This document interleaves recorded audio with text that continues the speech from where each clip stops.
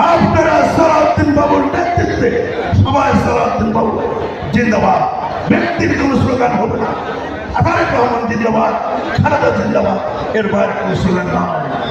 আমরা একটা হাতে হাত রেখে সমস্ত অধিকার বন্ধ বলে রহমানের হাতকে শক্তিশালী অধিকার করছি, বর্তমানে করবো, ভবিষ্যতে করবো।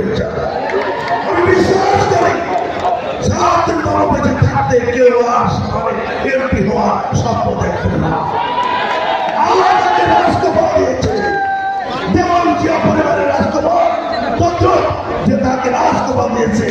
ইতিহাসের পুত্র হিসেবে সালাউদ্দিন বাবু ভাই জীবনের যতদিন বেঁচে থাকে এই সবার মাটিও মানুষ তার সাথে থাকে, এই প্রত্যয় ব্যক্ত করে আমার বক্তব্য শেষ করছে।